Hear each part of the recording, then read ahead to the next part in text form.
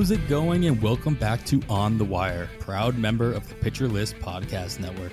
Follow the pod on the Twitter at On the Wire Pod. And of course, if you're listening on a platform that allows ratings and reviews, please take a second to let us know what you think. I am Adam Howe, and as always, I am joined by the 2020 TGFBI champion, Kevin Hastings. Kevin, I say as always, but obviously I've been missing for the last couple of weeks. It's really good to be back. You know, how you doing? Oh, it's great to have you back, Adam, and I'm doing well. Hope you enjoyed your well-deserved vacation and time off and had a good time with your family. But it is definitely really nice to have you back and talk some baseball. Thanks. Yeah, it's good to be back. I literally just got off the road a couple hours ago. I live in Indianapolis, for those who don't know. I drove to South Carolina for a week, stopped in Asheville for literally just to sleep, and got to South Carolina. Then drove up the East Coast to Massachusetts to visit my family up there.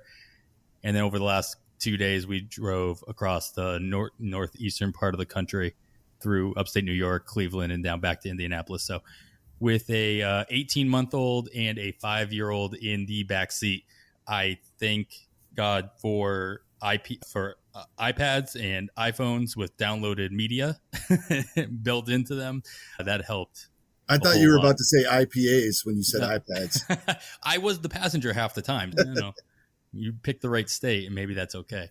I'm super happy to be back. And after 2-week hiatus, I'm excited to be back with you, Kevin. I feel extremely lucky to also have with us tonight a very special guest. Greg Jewett is joining us to break down the next FAAB run, the last FAAB run before the MLB trade deadline. Greg, competitor in Tout Wars head-to-head, can be found writing regularly over at The Athletic, over at Fantasy Alarm, and of course with his Coffee and Closers newsletter. You should be checking all of that work out, and you can find links to all of Greg's work in the episode show description. So check that out as soon as possible if you're not already, which I'm sure you already are. But Greg, thanks so much for taking the time to join us this weekend. How's your season going? Season's going okay. Where did you come through in upstate New York? Because I'm in Syracuse. I missed Syracuse. We just took 90 pretty much all the way from. All you got to do is blink and you miss Syracuse. Yeah, we went through Albany and then up right south of Rochester through Buffalo. Yeah, so you're just not 90. Yeah. Okay. Yeah, you're talking to a hockey dad, so you're talking about travel. I'm like, that's like a weekend. Yeah. No big deal. Greg, thanks for coming, man. I'm really looking forward. Obviously, we're going to talk plenty of closer options, reliever options with you on the show, but we've got lots to talk about. So we're going to get right into it. Of course, our news and notes section. Kevin, I'll start off with you. With the biggest news of the week came when the Minnesota Twins seemingly started packing it in for the season. They traded away designated hitter Nelson Cruz to the Tampa Bay Rays. The Twins potentially could also be without Alex Kirilloff for the remainder of the season after he had surgery to repair his injured wrist on Friday. Brent Rooker was added to the Major League roster. Is he the one to watch here, or is there someone else that you see benefiting the most from the recent openings in the Twins lineup? I think he is the guy. And at first glance, I wasn't really interested. He hasn't performed well at all in his limited opportunities so far at the major league level. But when you take a look at his minor league numbers, he's got power, he's hit for average, he's got on base, and maybe he just needs a chance at regular playing time that it does look like he's going to get now in Minnesota. So he's definitely somebody I'm keeping an eye on. Maybe not this week yet, depending on how many spots I have, but I am more intrigued than I thought I was when I first took a look. Yeah, having the number of spots you have available on your roster of all weekends this weekend is going to play a big role in the choices that you have for your FAAB pickups. Just with all the possible stashes that we may be talking about the rest of the episode with the trade deadline coming up before the next FAAB. You're going to have to pick and choose who you can wait on, who you can't. That's a good call there. So, Greg, a couple catchers made their way back up to the major league squads this week, including Jose Trevino of the Rangers, who was activated from the IL. Austin Nola also returned from the IL for the Padres. Alejandro Kirk of the Blue Jays, who was recalled to replace the injured Danny Jansen. And then Cal Raleigh who made his major league debut for the Mariners and seemingly pushed Luis Torrens to backup catcher duties and designated hitter duties, possibly even giving him more playing time than he had before.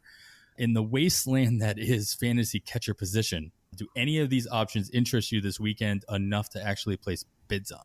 Two of the names, you're making me nervous because two of those guys are on my tout team, but they're on the bench right now. And Cal Raleigh and Alejandro Kirk, he had been injured for a while. I got him for a whole $1 in our bidding for tout. I spent a robust $2, I think, on my. Oh no, wait! Somebody bid me up on Kirk, so I think I bid $4, and I got Omar Narvaez for $1. That was my $5 catcher splurge in that 12-team league. But I've been moving guys in and out, and I did pick up Tyler Stevenson in season. So now I'm trying to figure out, like, I had Raleigh active last week for his when he got called up and he did nothing. I didn't have him in when he broke out a little bit in Coors, and I did not have him in this weekend either. And he did, I believe he homered last night. But Raleigh has an interesting mix of power, and he stole some bases down in the minors, even though he's a bigger guy. So that always catches our attention. That's what keeps Dalton Varsho in our midst. If for some reason Varsho is still out there in any of these leagues, I think he's the top ad at the position. I'm not sold on Trevino, and I'm nervous about the Rangers offense, especially if they trade Gallo. That's a pitcher's ballpark, and I just don't know. I was curious about Sam Huff, but I saw he's in AA, so that takes him out of the things. You have to be in AAA to be on the periphery of our stash analysis here. If Toronto really will give Kirk at bats, I love his power. We know he won't catch for. I know I think it's Ryu is buddied up with McGuire, so that takes him out of any of those games. But if I'm looking for power, I'm looking at Kirk. If I'm looking for a little of both, I'm looking at Raleigh. Otherwise, you're just going to keep treading water with the guy with the best matchup for the week-to-week thing. I've been streaming catchers in one league. Yeah, I recommended to somebody yesterday that I got no problem streaming catchers this year, unless you have one of the top guys, even in a single catcher, especially in a single catcher league. No problem streaming as long as you don't have any kind of ad limits per week or even throughout the course of the season. I'm interested in Luis Torrens personally, just with the added playing time, being able to play. The fact that they're going to put him at DH pretty much every day, it seems. He even had to start at first base the other night as well. Hey, that doesn't hurt. Yeah, we need to see. Seattle is such a wild card with the trade deadline. Their stretch of games here, we're recording this on Saturday night. They're playing the A's right now. They get the A's again tomorrow, and then 3 games against the Astros. So we should have a firm idea of how they're going to handle the deadline. They were kicking the tires on Adam Frazier this morning, so they might be adding. Now, if they did get Frazier, I don't know how that affects first base or anything, but if that pushes other people around. But yeah, the Mariners they could go 3 directions at this deadline. And I feel like they do go 3 directions every deadline in some way or shape or form. I'd be careful with Trevino as well in Texas. I'm a big fan. He's my second catcher in a lot of 2-catcher leagues, or was prior to the injury. But during this injury in some of those leagues, I added Jonah Heim, and he's performed fairly well. And Texas isn't contending, and he's their future. So he's probably still going to get a good number of starts. I don't know if Trevino is going to get enough at-bats. All right, Kevin, I'm going to do a little Royal spotlight for you right here. Daniel Lynch, he's starting on Sunday. So as you're listening to this, probably. Alberto Mondesi is, quote, doing stuff on the field and could possibly send on a rehab stint at the end of the month. And, of course, your boy Bobby Witt Jr. has already homered in AAA since being promoted last Sunday. Thanks for the tip on that, by the way, as bids were going in. But the homer is fun. It was inside the Parker. Still shows up the same way on your stat sheet. So a homer's a homer. Which of these team notes for the Royals are you the most interested in, especially as a Royals fan, especially as it affects your FAAB considerations for this coming weekend? I would like to say Lynch, but I don't like the schedule he's got going forward. Even if he does perform well tomorrow, he'd be looking at Toronto next weekend and then follow that up with the White Sox. A couple of matchups especially the way he performed earlier in the year in his first call-up. A couple of spots I probably wouldn't use him, even if he's on my roster. So I'm not looking there. Of course, everybody's excited about Witt Jr., including myself, all Royals fans. We may see him before September. They can always manipulate time next year. They are going to need to do something to excite fans later in the season. So we may see him in August, but it's still going to be a bit. I would, if they were performing as they were performing when they were 16-7 with the best record in baseball, he'd probably be there already. But the way things are going, they are going to play that time game, but maybe before September. He hasn't skipped a beat with the bump up to AAA this week. Obviously, he at least appears to be ready. We've thought that about a lot of guys.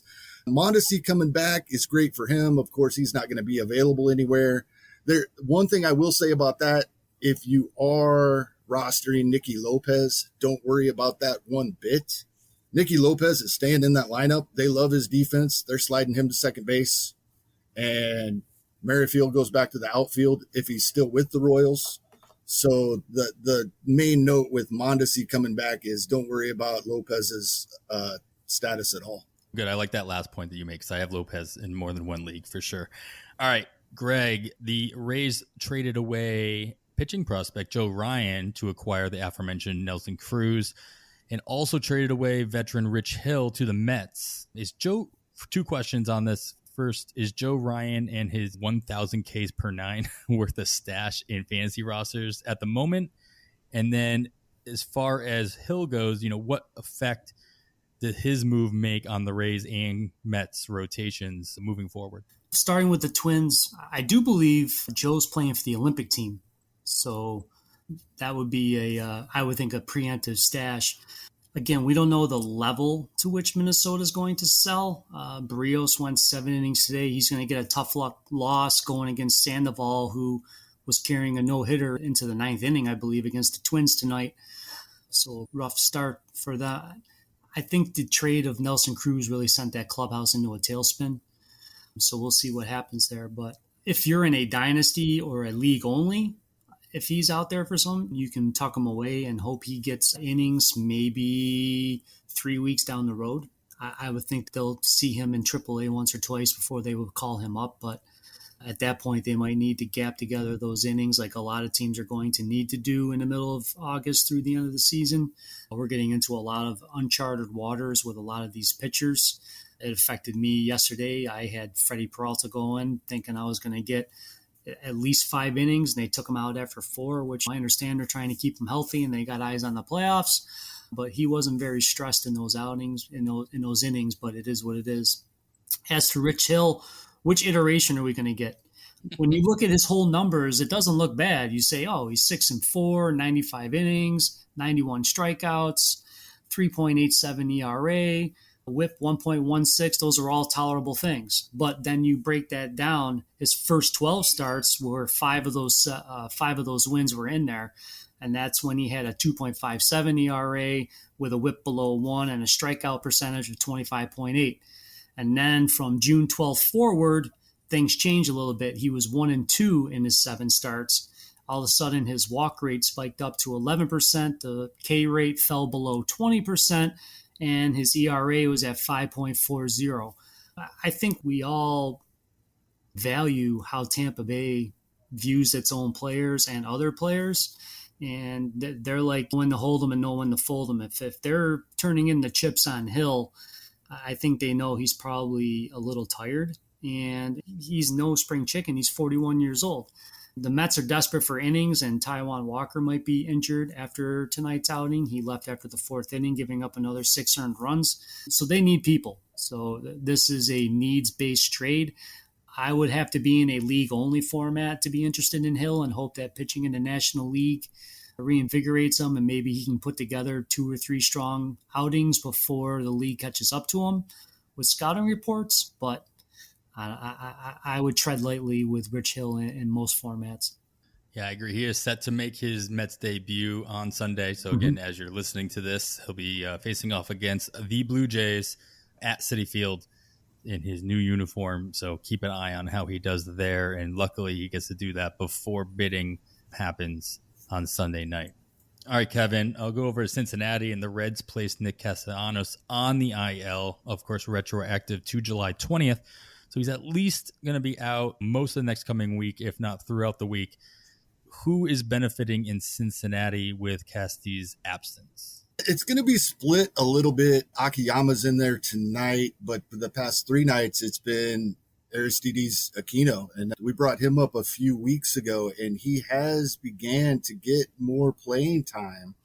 And he's performed pretty well. And the nice thing is, I was looking at his splits earlier today. They're nearly identical in his past 60-some at-bats, about 30 from each side. And he's performing well from both sides of the plate. So he's the one I'm interested in here, especially if he continues to get 3 out of 4 starts there in right field for the Reds. And we all know the power that he has. And it looks like he's cut down on the strikeouts a little bit, not a lot. It's still way up there, but for him, it's come down a bit. And personal goals. Yes, exactly. And he's getting hits. When he doesn't strike out, he's hitting the ball safely, and he's got the couple of home runs in his past 7 games. So I am interested in Aquino, and fortunately do have him in a couple of my draft and hold leagues. And finally, he's getting some playing time when in a lot of those leagues, a lot of us are just looking for anybody on our roster that we can put in our lineup. A warm body is sometimes all you can ask for in the outfield. All right. So speaking of outfield, warm bodies and outfields, Greg, we'll go to Atlanta, and their outfield looks a bit different than it did on opening day. Of course, after Ronald Acuna had season-ending surgery on his ACL, and Jock Peterson seemingly took his place in both right field and at the top of the Atlanta lineup after being acquired from the Cubs. Orlando Arcia and Guillermo Heredia round out the rest of the outfield currently. Are you interested in any aspect of this current outfield, or is there a new phase that we should be expecting to see roaming the outfield grass in Atlanta as the trade deadline approaches? Add Atlanta to the list of teams. I don't know what's going to happen in the next week. As we say this, they're pounding the Phillies 15-3. The Phillies are still rumored to be trying to buy, which I don't understand. This division is probably, we don't know. We don't know who's going to do what. There's so many different ways that this division could break in the next few days. As far as Atlanta goes, they're going to ride out Peterson. He's been batting leadoff since he got there. I totally did not realize this year he had a higher batting average against left-handed pitching than right-handed pitching, which just blows my mind. You would think there'd be migration to the mean. He hit a home run tonight off of Ronald Torres, but I don't think that really counts. Since he's usually playing second base. But I really, unless it was a 15 team or a draft and hold or whatever, where you're looking for a pulse, am I interested in really getting Heredia or RC? I just don't think either one does enough to move the needle. I assume the person you're hinting at is maybe they bring up Drew Waters at some point. Maybe, even if they decide that they're not going to load up or whatever. But Waters is another guy. It's funny. You look at his overall numbers and they don't jump off the page at AAA, but then you do the splits and you look at July where he's hitting 320, 378 with a 622 slugging, 4 home runs and 4 stolen bases this month at that level. Now, again, we have to weigh in the fact that there is a major chasm between the talent at the majors and AAA right now, which I think causes a lot of these guys to come up and really go through an adjustment period. But maybe by letting Waters slow bake, that'll help him if he does come up. We'll have to see. But I don't know how much longer they're going to proceed with all those stopgap options. Or if they do add somebody, it'll be really intriguing to see how they, among so many other teams, handle this upcoming deadline. It's going to be, everyone says it's going to be very slow moving, and it's going to be crazy when it all happens. It'll all happen at once, and that'll be fun. Mm-hmm. But the rest of the week, we're just going to be wringing our hands the whole time, I'm sure. Are you guys taking off work on Friday since they moved the deadline up a day? Luckily, I'm a teacher, so I'll be off. So thank goodness, yeah. It's gonna look like that meme with the cat just typing at the typewriter. That's gonna be I already warned. I love my girlfriend bookmark. So Thursday we're gonna go do something, go for a hike, waterfall, whatever. Thursday I'll do whatever she wants because I'm like Friday you probably build up that credit, right? You will only see me sitting at the table typing. It's going to be just an all day until all the dust settles after. And there's stuff that comes in after 4. It probably won't be till like 8:00 at night till I'm done processing everything, and then just the smoke will come up, and I'm gonna open a beer and we'll make a fire outside. There you go. Let it all just stew for a couple hours. All right, Kevin, we'll go back to Chicago and the Cubs, who they're expected to continue selling off pieces at the deadline, of course, or at least they're heavily rumored to be doing so. They DFA'd infielder Eric Sogard and activated Mac Duffy recently. Most expect Chris Bryant to be moved, along with free agents to be Anthony Rizzo and Javi Baez being possible trade chips as well. Is there anyone in Chicago, specifically with the Cubs, that you'd consider stashing this weekend with the expectation they may be walking into extra playing time after the deadline passes on Friday? Yeah, we would hope the answer here would be Brennan Davis, but we all know that's not the case, especially from the team that we named the manipulation after with the Chris Bryant rule. So we know we're not going to see him.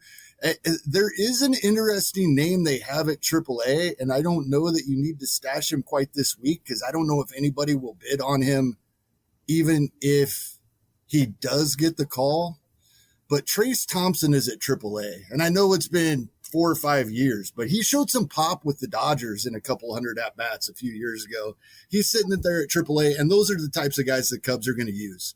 They're not going to use up any time on any of their young talent. So he is one guy I'm keeping an eye on.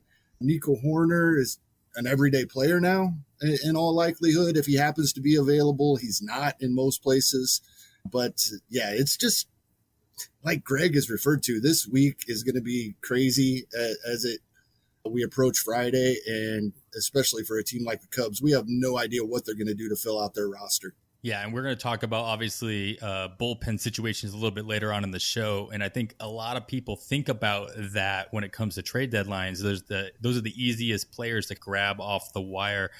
But I just want to make sure people are aware, like, there are other positions that you can use this strategy to your advantage as well. And you can keep an eye on who you think. If you are very confident Chris Bryant is going to be moved by the deadline, this is your time to pick up who you think is going to take the bulk of his at-bats. And obviously there are other players out there, and we'll probably touch on a couple of them. But these are the situations you want to be monitoring, especially if you have big holes in your infield or outfield that you can fill with these types of players. And you can usually, and if you get them this week, or if you got them last week, you can get them a whole lot cheaper, especially as we joked about off air before the show. If you're one of the teams that doesn't have any FAAB left and you can't really afford to wait for the guy to solidify his spot and have to use a hammer, you'll probably lose out on it. So this is their time. You don't only have to stash prospects. You can stash major leaguers that are currently bench that may just move into a full-time role. Yeah, a guy like Trace Thompson, he's 30 years old, but that's exactly the type of guy they'll use, and he'll hit some home runs. All right, Greg, as a Red Sox fan, this one makes me chuckle a little bit. So the Red Sox placed Danny Santana on the IL. That's not the part that makes me chuckle. I want to clarify that. Anybody going on the IL is not the funny part. But they did recall Franchy Cordero to take his place. Franchy has been playing some first base at AAA Worcester, and that was just my opportunity to get the word Worcester in there and pronounce it correctly while hitting pretty good in this class. I want to know, do you think this is a classic trap for fantasy managers, or is there any legitimacy to adding him to your roster this weekend? That's it, Franchy. I think there's legitimacy to adding him. I would do it cheaply. I would say in $1,000 FAAB, I'm bidding $10 or less just to maybe a little lottery ticket, see what happens. He did play right field today, not first base. Drew a couple of walks, had a caught stealing. But as you alluded to, he hit .329 down at AAA with Worcester, .411 OBP, .549 with 6 home runs and 7 stolen bases. So anybody that can provide a little bit of power with some stolen bases and has a pulse, we're interested in. And that's a very good lineup. So if he can work himself into playing time, that'd be great. I don't know if they will really trust him at first base or not. Today they played, I think, Michael Chavis there. So it all depends. And they're rumored to be trying to kick the tires on Anthony Rizzo, Jesus Aguilera. So it's all relative. We just don't want him to be in a platoon. I really hope they don't platoon Duran, even though they've been treating him as such. He had a very good swing Friday night off of the lefty reliever for a single. So hopefully that resonates with Cora and he gives him a little longer leash. But as somebody who bid on Duran and Tout, I want him to get full-time at bats. But I'm a little biased there. However, you're not the only one. I'd like to see what the kid can do with full time. Just let him go. You're going to bring him up there and let him bat second, and just turn him loose. And if you're going to basically unofficially pull him from the Olympic roster with the carrot that, hey, you're going to get called up, and obviously he just wasn't on the roster. I get that, but you got to play him. You got to play him as much as possible, especially if this is the future of your outfield, future of your center field. At Fenway Park, you play him as much as possible and let him get a good run under his belt as they head into the playoffs. So I'm in agreement with you on that one. At least for the next 2 or 3 weeks to see if it's going to work. That's why they called him up now instead of waiting until mid-August or September. Yeah. They need to know if he's going to work before they get to the postseason. Right, yeah. Give him the leash. Let him prove himself and see if it's possible. Again, I say it's okay to add Franchy now. I can't add him in like my 14-team head-to-head where I only have 10 moves left this season. We have moves limits. So I'm trying to save some of those for the playoffs because you can only do 2 max a week in the playoffs. So I only have really, in my eyes, 6 more moves. So I'm going to be very, very discretionary with those. Sure. But in a league where I have a little extra FAAB or it's not gonna hurt me, again, treat them like the lottery ticket and hope you get a couple of cheap stolen bases, maybe a little pop. All right, Kevin, we'll stay in the outfield. A couple of outfielders across the league made their way back from the IL. That's Justin Upton for the Angels and Adrubo Herrera for the Phillies. Are you interested in either of these guys in shallower leagues where they may or may not be available? Yeah, I'm always, as any of my league mates that I've been in 3 leagues that has a lot of overlap for the past 15 years will tell you, I'm always interested in Justin Upton. He doesn't hit for the average he used to. I think there's a stigma there with Upton. People got excited when he was coming up. He's going to be better than his older brother. They were expecting Ronald Acuna numbers before Ronald Acuna was who he is from Justin Upton. That didn't happen even when he was an all-star and performing at that level. So there's a stigma there. But this is a guy that is a 30 home run, 90 RBI, 90 runs scored with still hitting 240, which is fine these days. Doesn't help us a lot, but it doesn't hurt much either. And if he's healthy, he's going to be in that lineup every day. The Angels lineup is sneaky pretty good right now. Especially with Trout coming back soon. So definitely, he's even available in some 15-team leagues, not very many, but there's 3 or 4 TGFBI leagues he's available in and about 2/3 of Yahoo leagues. Yep, I'm big on Upton. Let's also keep in mind that Upton was leading off for a good long while before hitting the shelf. He's batting 3rd and 4th in his first couple games back from the IL. So there's possibility he does move back into that spot. David Fletcher has been filling in as a leadoff hitter in LA for the time being. So definitely something to keep an eye on. And that'll change his value in different directions based on what you're looking for. The home runs could still be there, but the RBIs could take a little bit of a hit. As long as he stays in that 3 or 4 hole, that could, especially the 3 hole, that could make him a little bit even more valuable than if he actually moves up to that leadoff spot. Unless you're looking for runs specifically, then obviously that's where you want him to be.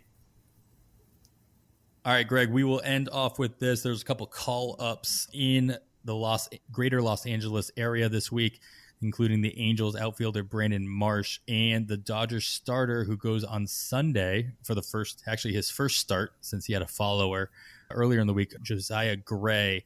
Do either of them interest you this weekend? And if so, how much stock do you put into them making a fantasy impact for the remainder of the entire season and not just a short-term fix? For Marsh, I think it's slippery because you just alluded to Trout pending return. I don't know that the Angels will leave him up there and cut Adam Eaton.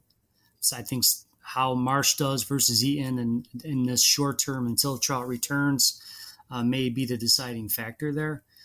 They didn't call up Adele, so they valued Marsh's defense. I think it's relative. I'm not going to go too crazy on it just because I think there's going to be a little streakiness to his game as he gets adjusted to the majors, especially if he doesn't get a full run. So we'll see how that goes. Gray, I have to pull for. He went to Lemoyne College, which is right down the road from where I teach. And one of my former students was a teammate of his, but same deal. The Dodgers, I can't see them being very quiet at the trade deadline. They're going to add a starter or two. So I don't know how long he'll stay there. I would say maybe 2-3 more starts. So I'm not going to go full tilt. Somehow in my leagues, I've done a better job with pitching this year than I've ever done. And my hitting has struggled where usually I'm all hitter and my pitching is scrambling every season. So personally, I am not forced to reach for Gray. In a 15 team, if I needed to plug spots, I would really monitor the matchups the Dodgers have and see if it's worth me investing in them in those 3 starts. But personally, I'm going to be avoiding them. I don't think they'll let them go past 5 innings either, which is going to cap wins and other things too. Yeah, it would be curious to see. He has a nice matchup on Sunday, of course, against Colorado. So even if he goes 4, or cross your fingers, he does go the full 5 and gets a decision there, he's going to be in good line for a win. It'd be nice to see him continue to get a follower, of course, or as an opener and have him be a follower. But if he does stay up, he'd be lined up to face Arizona next week. And then he might, if he stays up even longer than that, he would skip Houston more than likely and face off against the Angels at home. So 2 not terrible matchups. We'll see. Yeah, definitely, especially at least the Arizona matchup. So that's something to look forward to in that realm. All right, that's going to do it for our news section of the pod. As always, we do try to keep it focused on the news that might affect your FAAB consideration this Sunday. So the fact that the Cleveland baseball team has a new name doesn't really affect that. So obviously we didn't talk about that. So we might have left out news like that or something else that you might find important. To stay up to date with all of the news and notes, you should be listening to the daily First Pitch podcast hosted by Nick Pollock during the week, and of course Alex Fast with Fast Pitch on the weekends. It's 15 minutes full of the most important things that happened in baseball the day before, and is a must listen every day to stay up to date with what's going on across the league, including bullpen adjustments, big time hitter performances, and starting pitching spotlights. So Greg, we're going to, in the middle of every show, we have a little focus topic. And I think as we talked about, we're going to talk a lot about some closer speculation with the trade deadline coming up as we get to our player recommendation section. But what I wanted to pick your head about, of course, it's going to stay in the reliever section of fantasy baseball, is I wanted to get your thoughts on draft strategy revolving around closers. And we're gonna push holds to the side, and we're gonna focus on saves because the majority of leagues. I know there's plenty of solds leagues out there or save and holds. We'll stick with saves, specifically like NFBC style. Obviously, they have their 10 categories, saves being one of them.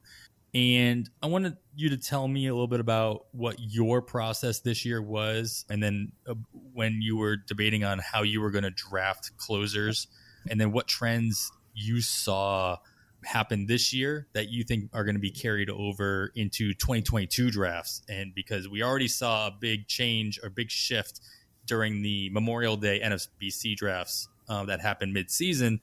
And so I'm going to let you take it. What kind of trends did you see happening this year that you may or may not carry over to 2022? All right. So first off, usually I will let the draft room dictate how I'm going to handle them. Now, luckily, closers are a specialty of mine, so it's not a portion of the draft where I feel panicked. So in TGFBI, for instance, I got caught at the wrong end of both of the closer runs. So me thinking I was going to be sneaky, taking Eloy Jimenez in the 3rd round worked out fantastic. And getting Framber Valdez was awesome instead of a closer when I took them. I took both of them, obviously, before they got hurt because we draft right at the beginning of March. But in that draft, I decided I went a little above ADP and I took Craig Kimbrell because I wanted somebody that was stable in a position where I knew his role was clear. And then I was big on Jordan Hicks this preseason. What a whiff. I thought he would be able to come back healthy and be strong. Luckily in TGFBI, I backed him up with Alex Reyes. That was my walk-off pick in the TGFBI. So that was okay because at least I handcuffed the right guy, and then I took Daniel Bard later on. So I still walked out of there with 3 closers, and I didn't take one before the 10th round, which is rare, especially in an NFBC hosted draft, but it wasn't an actual one. Now, in my NFBC drafts, the 12-team ones I did, I paid full retail. 2 of the 3 have Liam Hendricks, and the other one has Josh Hader. I took them all in the 4th or 5th round. I wanted to address it early. And NFBC is a different animal than most playing sites, so I knew I had to get after them, and I did that. I haven't, the only money I've spent on FAAB this year was I picked up Lou Trevino just because I wanted a third closer on one of those 12-teamers. But I have 2 shares of Jake McGee in those.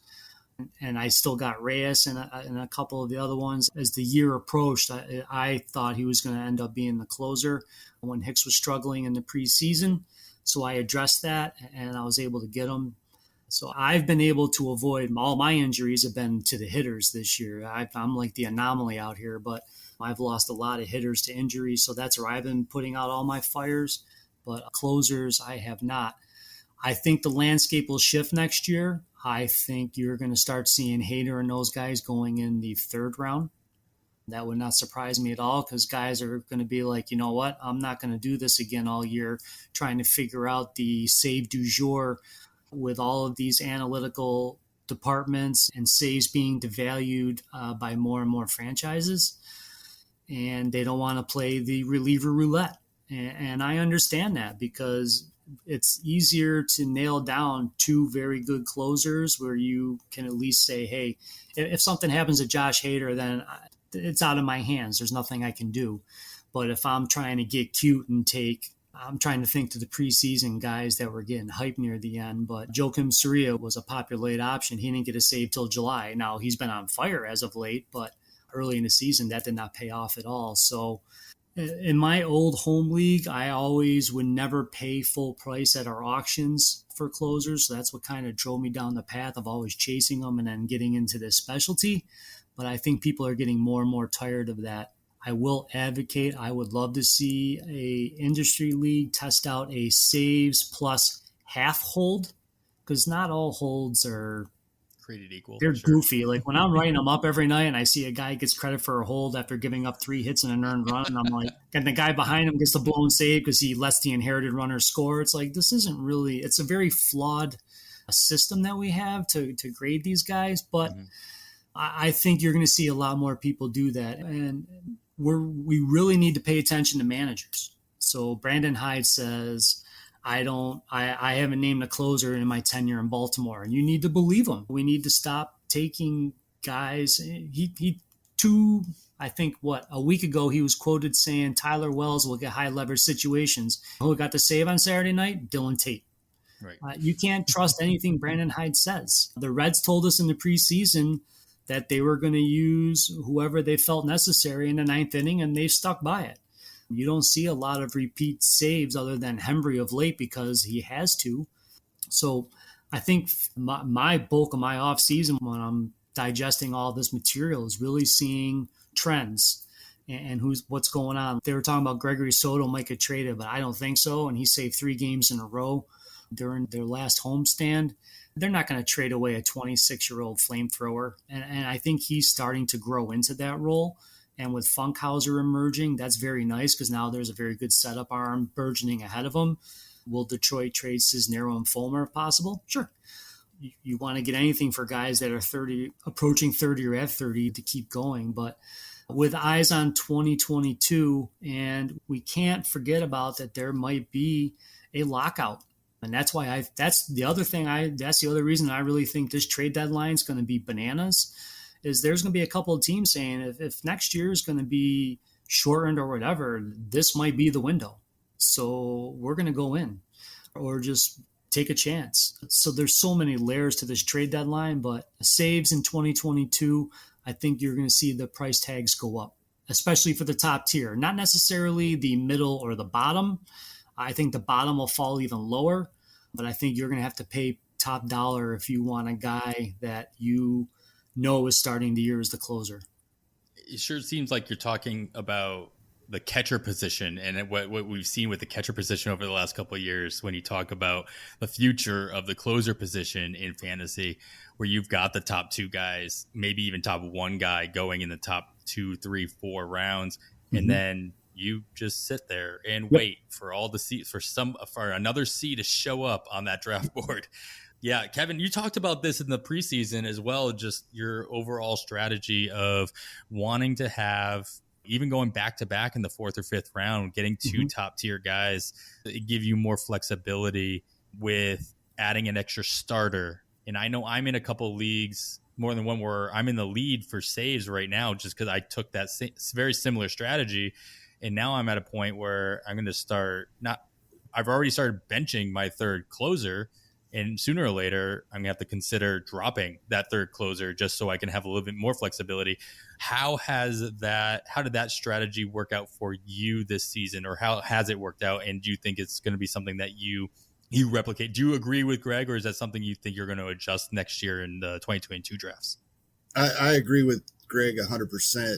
And I finally came around to that thinking just this season with all the team philosophies of not many have a guy. And so that's what I was looking for this season. And in the leagues where I took the guy that is healthy, it's worked out. In my best team, I have Josh Hader. Unfortunately, in several of my leagues, my last guy of that tier was Trevor Rosenthal. And so those leagues, I'm scrambling still at this point, still scrambling for saves. But I agree with the premise 100%. I just got unlucky with that injury. Yeah, that was a tough one, but I say this all the time to people on Twitter: trust your process. So if that's how, and if you're comfortable not paying for a top tier and scrambling all year and reading all of the beat reports like I do and trying to stay ahead of the curve, that's great. More power to you.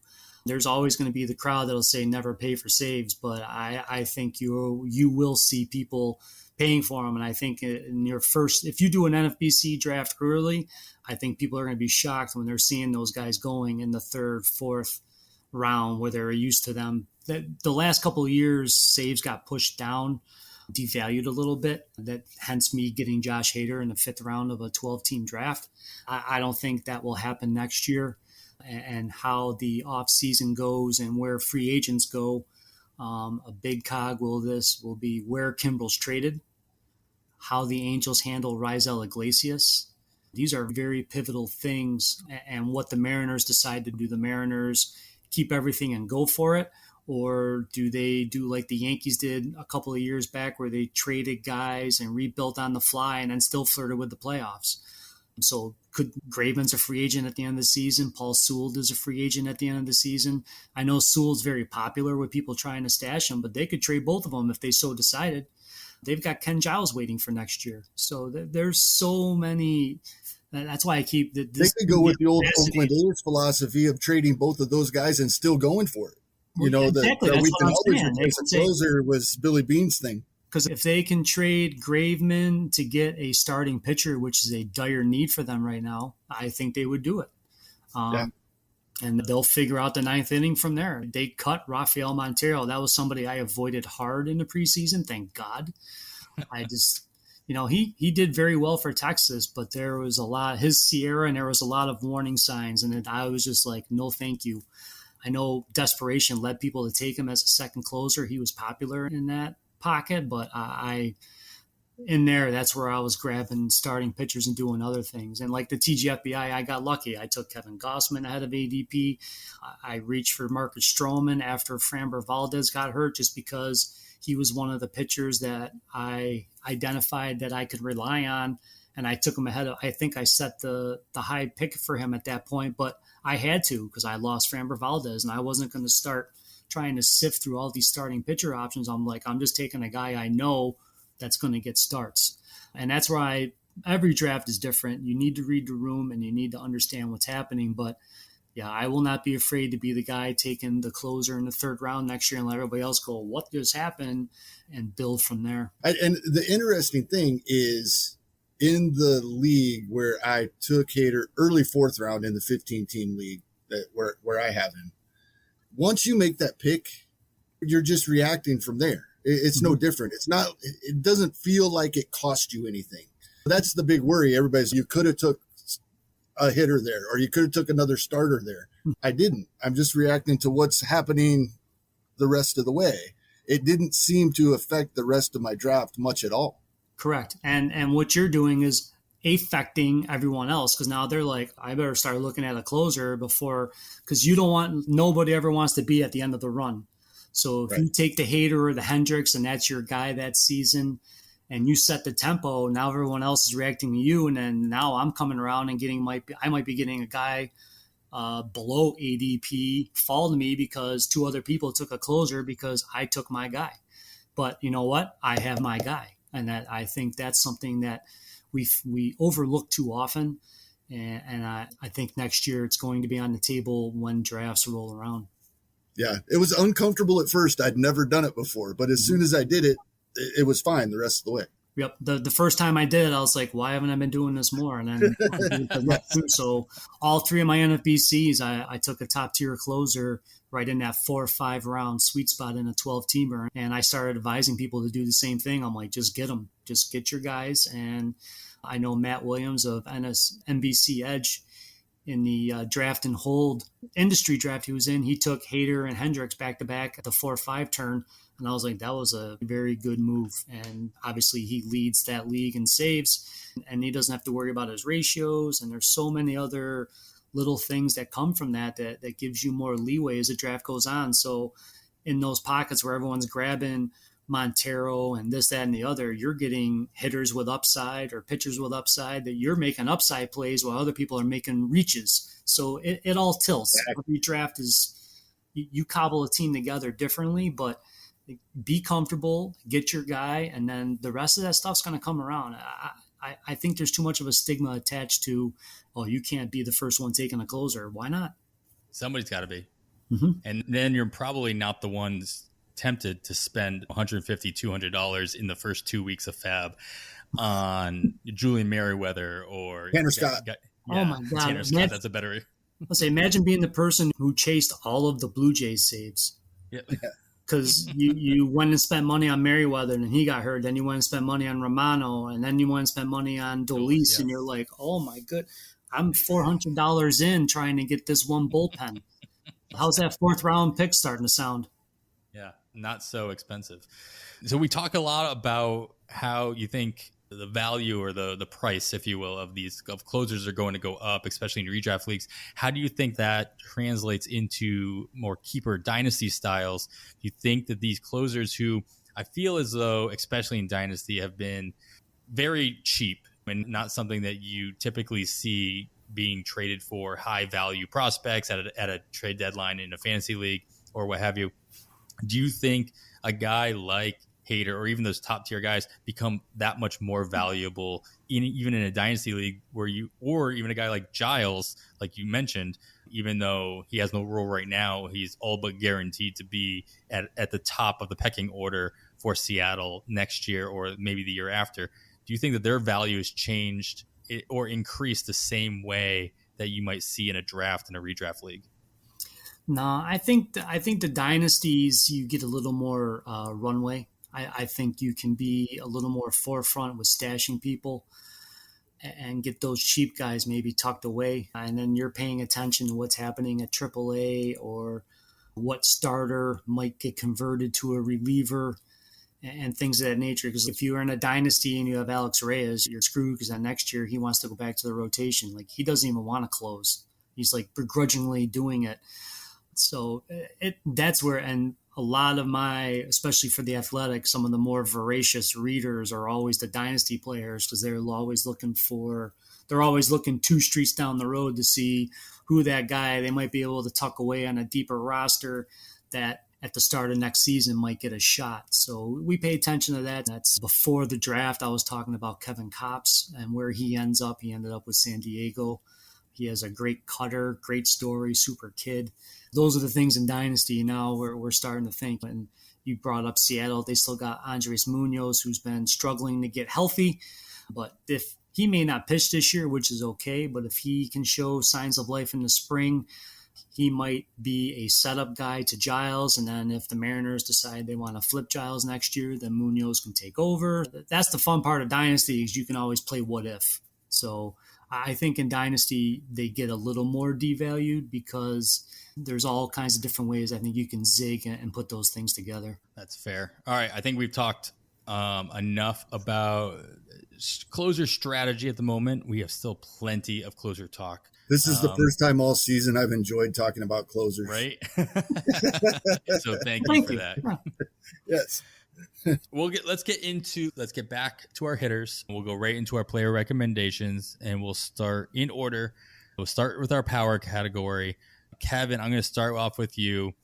Who are you looking at this week as far as, and you talked about this on the last couple shows, I know, especially with Bubba, Kevin, about really focusing on the categories that you can make an impact in.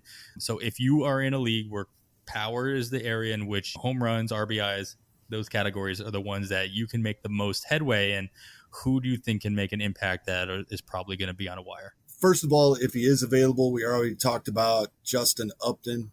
He is available in very few 15-team leagues, but several 12-team and less. He would be my number one choice. I am looking at Hunter Dozier. We've talked about him a couple of times this season. He's, in spite of his results, he's hitting the ball hard. Nothing's ever happened. He hit a couple home runs. Everybody runs and picks him up. Nothing. And I wrote in my article either last week or the week before, it's interesting that a guy hitting 157 or whatever it was at the time is rostered in 100% of main event leagues. It's like everybody sees what he should be doing. The past couple of weeks, he's cut down on the strikeouts. He's actually hitting 400 since the break. I know that's only a week and a half, less than a week and a half, barely over a week, but he's now making good contact, hitting the ball hard still as he has all season. He's got 80th percentile sprint speed. That probably surprises some people. And his rest of season projections are nice. They haven't projected for the Bad X, has him at 240 with double-digit home runs, the couple of stolen bases we know he can get. Most importantly for me, 30 runs, 30 RBI. You know, that's a 80 to 85 run and RBI guy over a whole season. That's what I'm looking for. Seems like maybe, I know we've said this 2 or 3 times already this season, but it does look like maybe he's putting it together. And he's a guy I would grab, even in a 12-team league, and keep an eye on. The Royals have a really nice schedule going forward. They only had 5 games this week. They have 7, 6, 6, 7, and 7 coming up. A lot of plate appearances coming. Can I just echo that I share your Bobby Witt Jr. love, because I am in 7 leagues and Bobby Witt Jr. is on 7 rosters. I've been sitting on it all this time. It's probably, at this point now, I'm just being stubborn, including in Tout. I took him in my reserve. And Tout has a very small, we only have a 6-person bench. So for me to be waiting and patiently, and oh my Lord, I really hope he gets a chance here soon. There's a power guy. I know I'm not sure if they will keep him in a platoon. G-Man Choi's heating up. His knee's getting healthy. Opposite field home run tonight. He homered earlier this week as well, so I think he's got 2 home runs in his last 3 contests.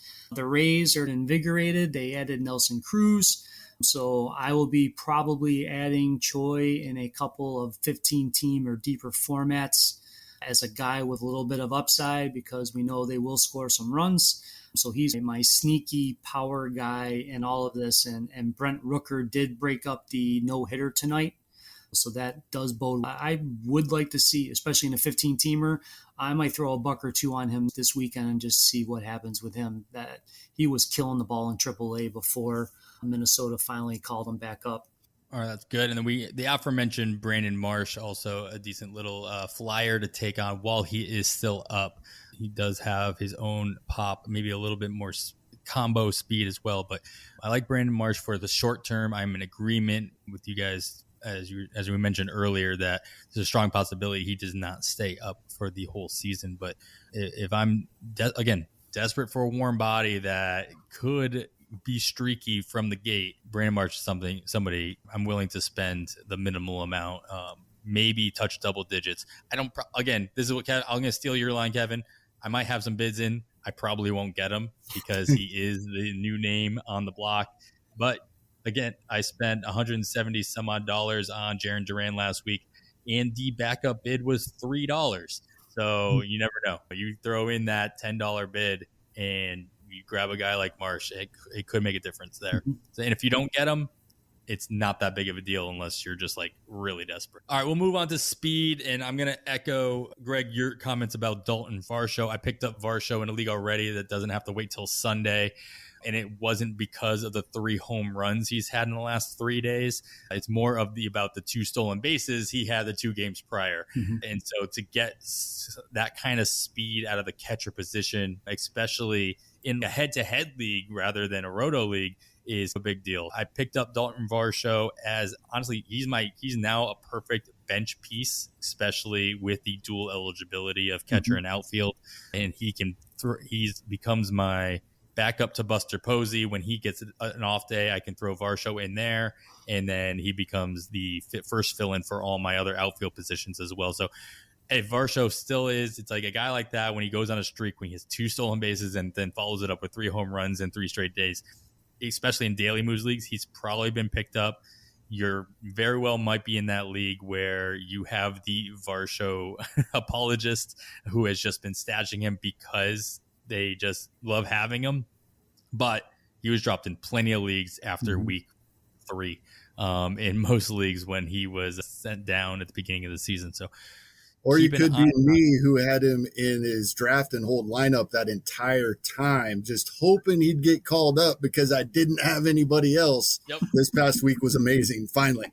Oh yeah. I've had him in a draft and hold lineup for the last, I think, since Austin Nola went down.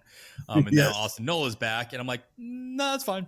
Varsho can stay in that spot for now. All right, let's go. Greg, I'm going to start with you. Do you see any other speed guys? Speed being probably one of the more difficult categories to like stream. We talk about this a lot on the show, but you can still do it. So is there any stolen base threats out there, or guys that maybe at the top of the lineup that could score a couple of extra runs for you this coming week? I will go back and say that's the negative thing about Varsho this week is that Arizona only has 5 games. And even though he is playing catcher and outfield, he still sits every once in a while. So not the best week for him to go on this tear, and then for you to put him into your lineup next week. But do you see anybody else out there that might be a better fit? I don't know about better fit, but if you're looking for speed, there's one team that's been running I don't know how. I've watched 2 Tigers games this week, but they're very aggressive on the bases. No, they were like the only afternoon game the other day, so I put it on. And that was nice. And I wanted to watch how they handled the late innings in another game, so I flipped it on. But they're being very aggressive. So Victor Reyes just got recalled. He could be a post-hype guy. I'm not going to say he's going to hit for average, but if he hits 250 and steals bases and hits an occasional home run, I think we'll take it, especially at this point of the season. And Derek Hill is stealing bases as well. So it'd be nice if they'd settle on one of them to stay in the lineup every day, which they have not been doing. But those are 2 guys, especially the deeper formats. If you're desperate for stolen bases, I think either one of them could pay off in the next couple of weeks and get you a couple of cheap bags at a time, and at a time that they're needed almost for everybody across the board. Saves and stolen bases have been the 2 biggest or the 2 hardest things I think to come by this season. Yeah, Victor Reyes, I wrote up him a little bit on my Friday Batters Box article because on Thursday he went 1 for 1, which is nice to see. It's because he had 2 walks and a home run and a stolen base. So it was a nice little line. That was his first 2-walk game of the season, and it basically doubled his walk total of the entire season. And so, of course, I do worry about the old adage that you can't steal first base. So Reyes does actually have to get on base before he can, take advantage of the speed that he obviously has. If he can do that, absolutely, by all means, like Tigers do like to run. They have for a while now, and they're going to continue. Nico Goodrum, before getting hurt, was like leading the team with double-digit stolen bases. So it's like they are a type of team that will let players who have shown ability, whether they have the speed or not, run the bases. So that's a good call out there. Kevin, anybody to add to the list in case anybody needs a couple backup speed options? No, I want to echo what Greg said about the Tigers. I was asked about Derek Hill last Monday. Somebody said I was surprised that I didn't hear about him on your podcast or see him in your article. And I said, I already wrote about 3 Tigers this week. And as a Royals fan, that was my quota. I'm not talking about any more Tigers. But here's the thing. Over the last 30 days, the Detroit Tigers are 6th in Major League Baseball in runs scored. And they have another 6 on the board today against the Royals. They are scoring runs. They're ahead of the Red Sox over the last 30 days, ahead of the Phillies, the Rays, the Blue Jays. The Mets have been playing good ball. They're ahead of all these teams. They're ahead of the White Sox now after tonight, one of the best lineups in baseball. So they are scoring runs. They're running.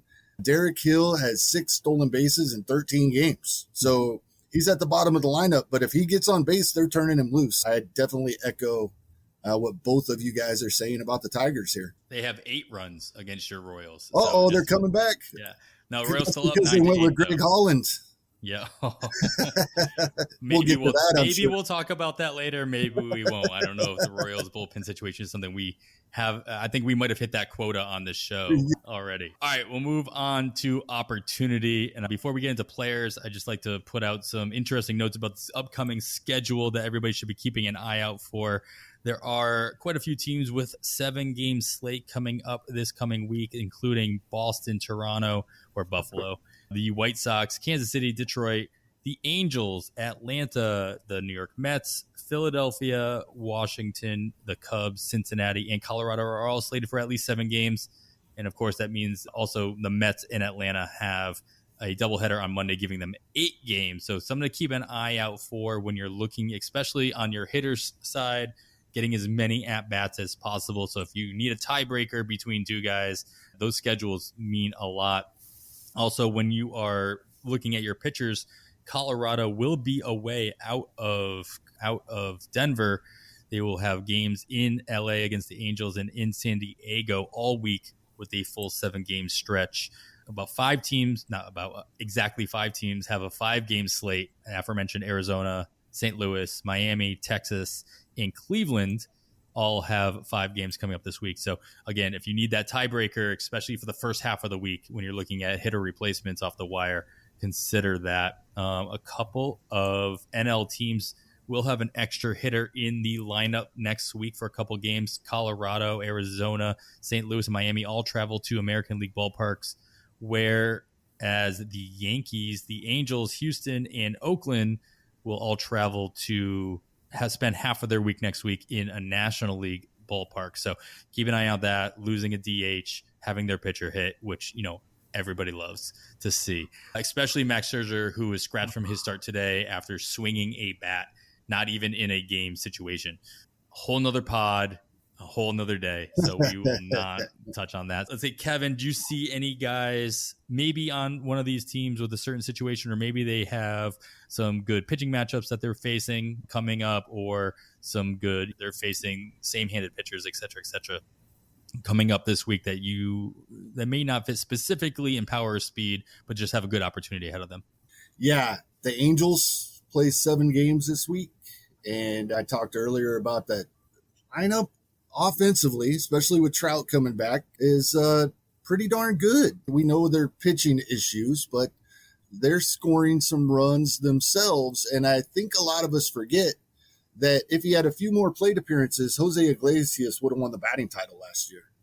And over the past 4 weeks, he is hitting 370 compared to the 373 that he hit in 150 plate appearances for last year, the entire shortened season. A couple of home runs, a couple of stolen bases in that time as well. He's hitting right in the middle of that lineup. Now, he'll drop down another spot when Trout comes back, but he was 3rd in the lineup last night, 5th tonight. So Jose Iglesias, his defense is going to keep him on the field and in the lineup. He's been hitting for average for 2 seasons now. a little bit of pop, and he'll steal a base once in a while. All right, Greg, any guys on any of these teams or any other team that you just think has a good opportunity ahead of themselves this coming week that's worth a flyer on in FAAB? It's so tough because in most of my leagues, there's not a lot out there. If I was really desperate for power, maybe Ryan O'Hearn, even though they've been taking him out late in the game for defense, but he's run into a couple of fastballs here, and you talked about their schedule getting easier and things of that nature. He's a guy I left out in the power thing earlier, but yeah, he'll probably be my backup bid to Ji-Man Choi on a couple of teams where I'm looking for a streamer at corner infield, just based on all of the things that you've been talking about. All right. So, yeah, definitely keep an eye on the teams that we mentioned. Having the full slate of games makes a big difference, especially if you're trying to chip away at those counting stats. Every extra at-bat matters. All right. So, let's get back into our pitchers, and we'll start with starters. We'll end with closers. We'll stick with our wins and Ks category.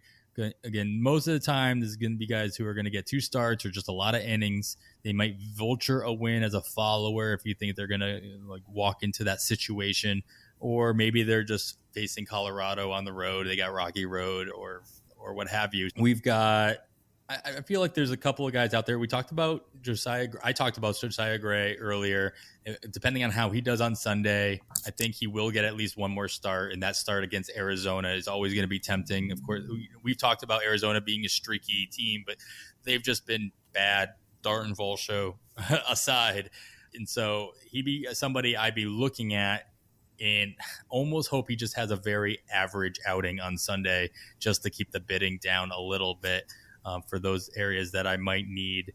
I do think that there's going to be plenty of Dodgeritis to go around throughout the rest of the season, but I do have this weird faith that Gray will be able to go the 5 innings just with his repertoire, with what he has to offer. As long as he can, be effective in those 5 innings, he could. Obviously, the Dodgers are a much better team. He could easily walk into a win there, and he's going to add in plenty of strikeout opportunities with the repertoire that he has. So he's somebody I'm eyeing.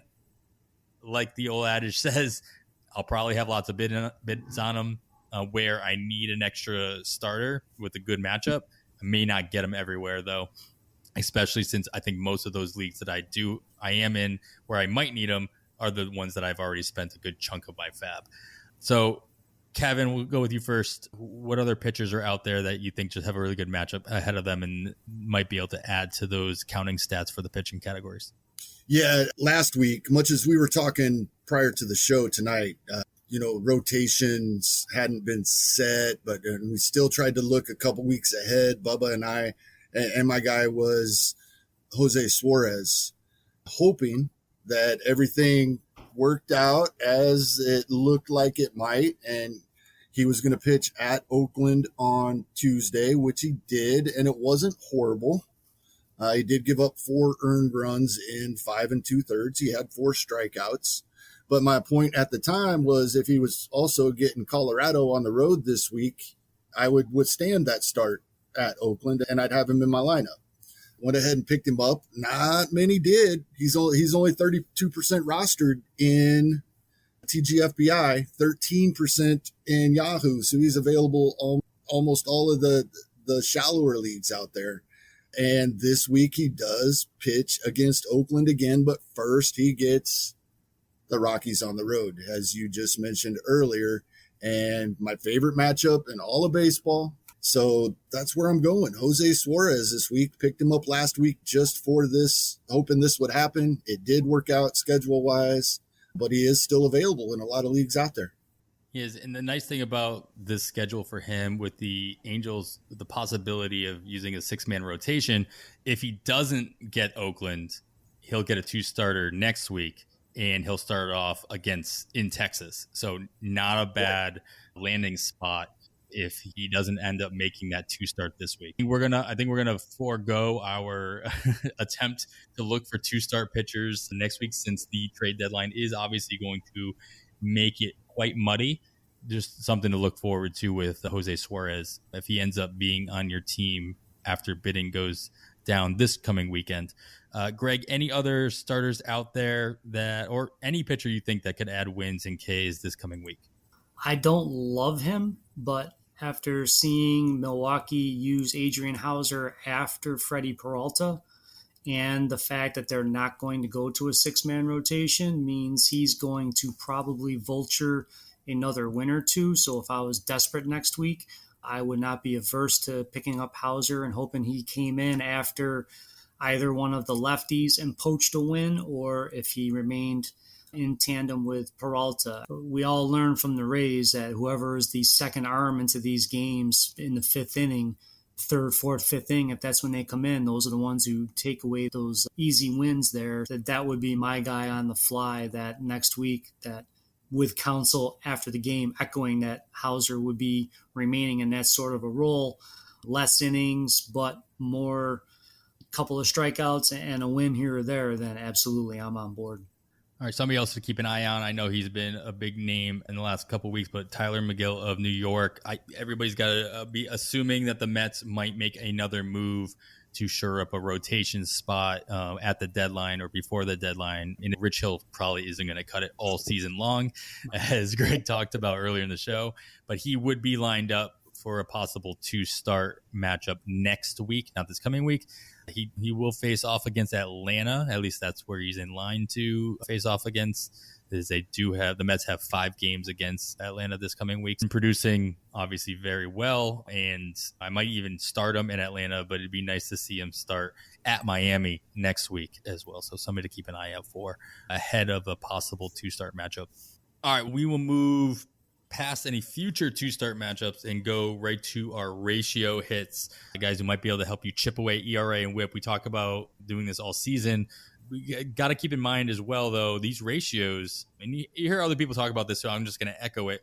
The ratios are the only categories where other people can come back down to you. You don't have to just reach other people. So as long as you can, at the very least, tread water and hope for a couple blow-ups here or there between average, OBP, ERA, WHIP, depending on the categories of your league, these are still categories that you can make big jumps in quickly if all the cards fall the right way.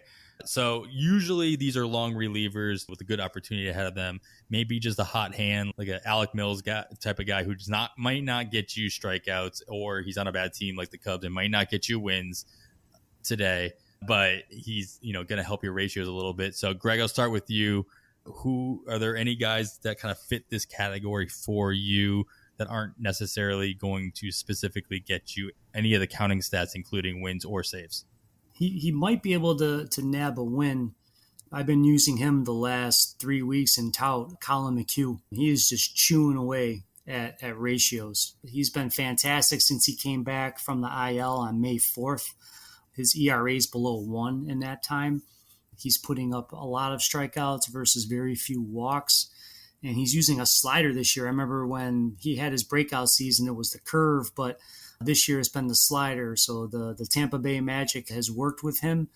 And with them trading Hill and needing starting pitching and innings to be absorbed, that might put him in line for he picked up a win for me the other day in my matchup this week. And I'm looking forward to keeping him in that spot because it's always nice to get, you wake up in the morning, 2 innings pitched with 4 strikeouts and maybe a hit or maybe a walk. And that's been about it. For me, he's been somebody that's been a stud for over a month. Yeah, we talked about him a couple of weeks ago before I went on vacation about how frustrated I was that he didn't pitch all week. He finally did pitch on that Sunday, so that was good. Obviously, he's been killing it. I'm always so surprised at somebody like this who probably should have been an all-star, but he's still 24% rostered in TGFBI, only 79% rostered on main event. So these are 15 teams. These are the deeper leagues with more spots to fill. It is surprising to see him so widely available in those large leagues. And obviously there's a big gap between those two. And they're both 15 teamers, but for it even to be available in over 20% of the main event leagues is slightly surprising based on what he's been able to do. Kevin, any pitchers that you think could help teams chip away at their ratios this coming week and beyond? I want to echo what you were saying there about the middle relievers. I think what we're losing when we talk about innings limits for young starting pitchers is the relievers might not be throwing a whole lot more innings than they did during the shortened season last year either.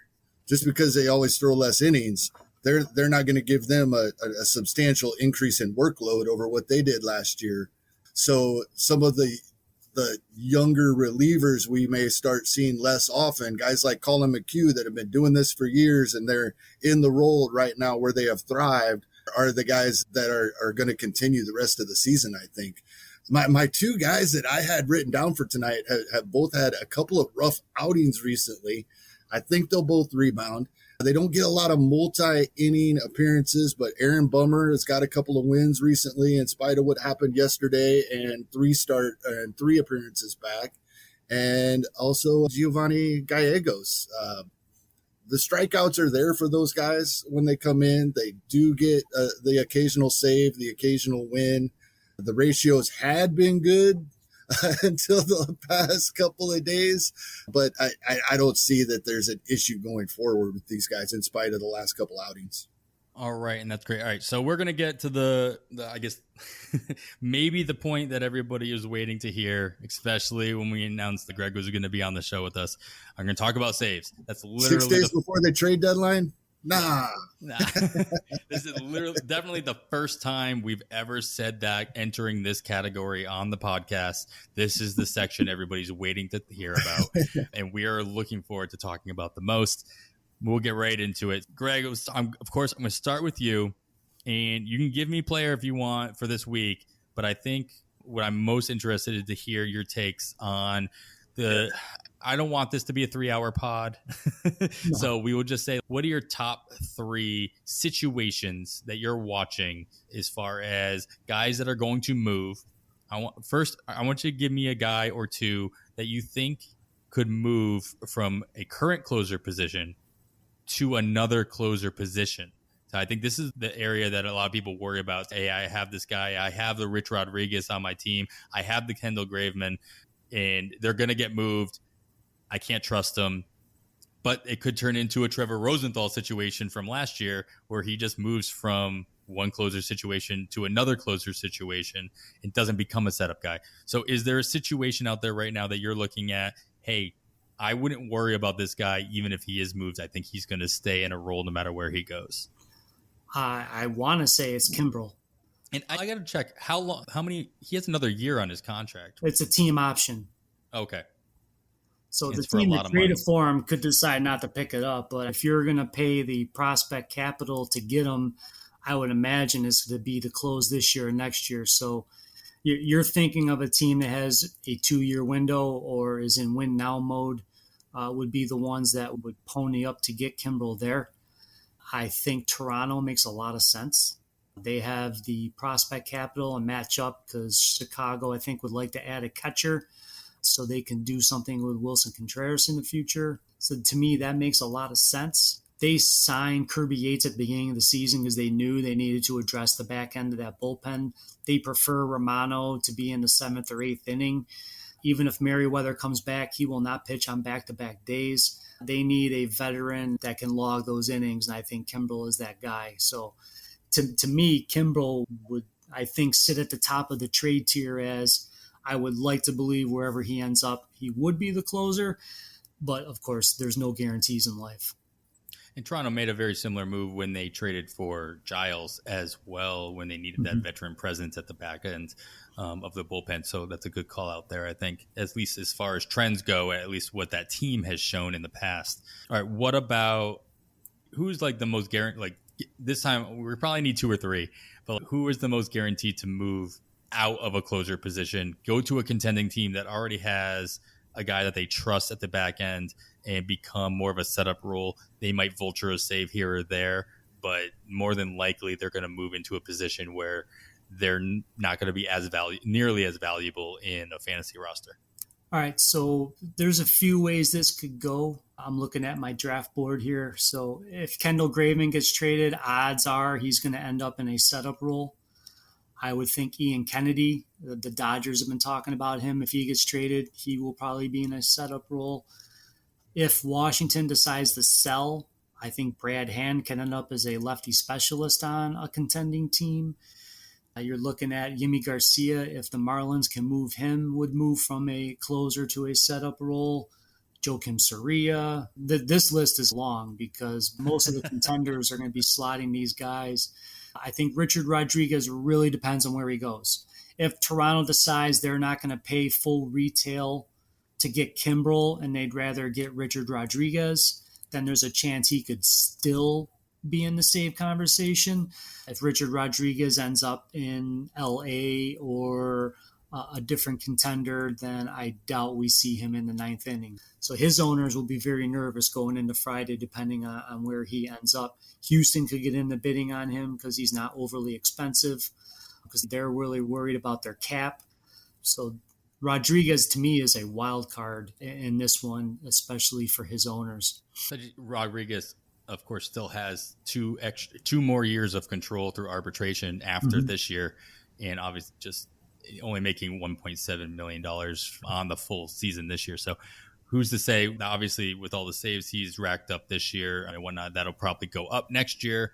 But still, to have that kind of control over a veteran, a 32-year-old next year, it's got to be a little bit more tempting as well, especially in a high leverage situation. Kevin, so you just heard a lot of those situations.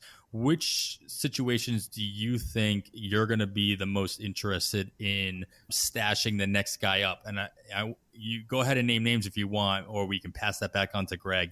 But what teams do you think that you'll be the most interested in to stash the current setup guy? Unless it's going to be like we talked about earlier with Seattle, they might trade both their guys. And then all of a sudden you've got like a Drew Steckenrider that you have to get at the last second. So what situations are you having your eye on the most come this FAAB period as a possible stash for saves? Most of those situations, I don't even want to try to figure out, and I'm going to be taking notes what Greg is saying here. But the one I feel confident in is if Raisel Iglesias is moved from the Angels, I think Myers gets the job. And I think we've talked about him in the past as well for various reasons. I'm in agreement with you on that one. Greg, I'll put you back on the spot then. Is there a situation that you'd feel a little bit more confident speculating on a current setup guy that would walk into the role of closer based on their current closer being after they're traded? I think this weekend, if you want to throw a couple of wild card bids out there, $1 on Rowan Wick. He's only at high A right now, but he hit 99 in his last rehab outing, which is a little higher than he normally throws. He's made 3 appearances in the minors. Now, again, this is high A, but 7 strikeouts to no walks. So that's something we like to see. We always are watching strikeout to walk rate, so that would be nice. And I think he has a little bit of history with the manager there. So if they do move Kimbrel, and there's rumors they could move Tepera and Chafin as well. So if they move that whole triumvirate, then all of a sudden Rowan Wick might just walk in there and start getting saves ASAP once he gets to AAA and clears protocol. We do have to get him in AAA, which would be nice to see at the beginning of the week, which I think will happen. And then he can transition up. And I'm sure you tell the listeners all the time, but we need guys in AAA. If they're not in AAA, they can't make an impact. So that's something that's very tangible when we're doing any of this prospecting or trying to stash down the road. You did talk about the Angels, and it's funny because I was doing a little research, and I think Myers will probably get the first look, but they did use Dylan Bundy the other day in a 1-inning outing. And this is totally off of the whatever, but there could be a Bud Norris path to saves for Dylan Bundy. Former starter, limited arsenal. He can cut down to 2, maybe 3 pitches. His last outing, which was the 9th inning where he had a clean outing, he only threw 3 pitches. And that's going to be a key. If he's going to stay in the bullpen, just like Kevin Gausman when he was with the Reds, and they said, hey, just throw your fastball and your splitter, and we'll let the rest of it work out.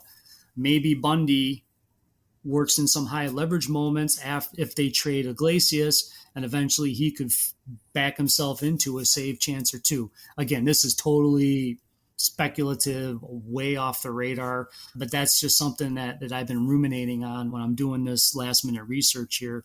ahead of the trade deadline. So I did a little write up on that. Nick Anderson made a rehab outing this afternoon, threw 20 pitches in a clean appearance. So as if we need to add another mouth to feed in the Rays bullpen, probably within 2 weeks, he might be rejoining there too. So that's another guy if you want. This would be a 15-teamer, I think, but putting a buck or two down on Nick Anderson, but he could be a guy that helps ratios as long as he's healthy. And we need to see the radar readings and the things of that nature and how that goes.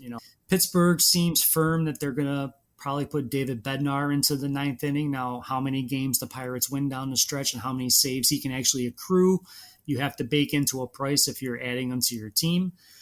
Miami, I still think if they do move Garcia, they might move Floro as well, which would pave the way for Anthony Bender to get some save chances. I know he had a little rough patch there. He did work the key with Bender is he does well when he comes into bases empty. If he comes into messy situations, he's not very good. And Edwin Diaz shares that same problem. So we can't throw Bender under the bus as a rookie from independent ball that, hey, this isn't fair. I'm really mixed on Colorado because I thought they might move Daniel Bard, but everything I'm reading says they might offer him an extension. So they want to move Givens. I don't know if they'll move Bard. If they do, they might give some looks to Carlos Estevez. He does throw hard. He does give up some home runs every now and again, so he'd be a volatile arm. Arizona, Noe Ramirez is lined up to probably replace Soria once they move him. I thought Tyler Wells was the guy in Baltimore, but he does have some health issues, and Dylan Tate got the save as we were recording this, so who knows? I really don't venture into the Baltimore bullpen, but if you're desperate, it's there. If the Twins decide to trade Taylor Rogers, don't forget to name Danny Coulomb, 16-1 K to BB so far since his recall from AAA. He's been pitching very well. So he might take over the Rogers left-handed role, which would be a timeshare, but in a league where every save matters, you have to pay attention to those things. You already mentioned Seattle. If they trade Graveman and Sewell, if they trade both, it would probably be Steckenrider. They could decide to move all three and throw us all into a flutter, but they are winning so far against Oakland, so Seattle might decide to stay with it and ride, so they could foil all of our plans. Would St. Louis trade Gallegos? I have no idea, but if they were going to sell high, this would be the time. But he wouldn't probably be going into a save share. And again, if the Nationals decided to trade Hudson in hand, I really don't know. I was a big Tanner Rainey fan in the preseason. He hasn't been healthy. He's still on the IL. I'd like to think he would get some chances. The Nationals are another team I don't know. I could see them selling Scherzer and trying to rebuild on the fly and try and sign him next year the way the Yankees handled Chapman in his walk season. That there's just so many moving pieces that are going to shift things through the days. But I hope I gave people a bunch of names to think about, and I will continue to pound this path as the trade deadline nears and the things happen. But like I said, everything I read says it's going to be a very late and then all at once supernova. Yeah, it's once the first couple of, and it's going to be interesting too because the price that Minnesota got for Nelson Cruz was very good. They got two legitimate pitching prospects for a 41-year-old designated hitter in a walk year. That's a pretty high price right now. So most teams right now are saying they want everyone to overpay for everything. So that's why it's really going to cause the market to stall until all this stuff happens. So I hope everybody was listening to Kevin's advice about taking notes during that whole thing. Greg, thank you. That was amazing. And bookmark this and what have you. We'll have timestamps and what have you in our show notes. So this is not going to be one of those shows that we put out that's only good for you on Sundays. And once bids go in, the episode almost becomes worthless. That's not the case. Come back and listen to us on Monday or Tuesday, if nothing else, just to listen to Greg 4 or 5 times on that one. And of course, you can get most of the updates on this by following Greg over on Twitter as well.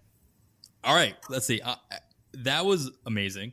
And yeah, my poor girlfriend, I do this way too much. So I have my little cliff notes right here, but I could probably rattle all that crap off. And then I could also say, hey, Dynasty people, don't forget about JB Bukowskis and all kinds of other sorts of things. But we don't need to go.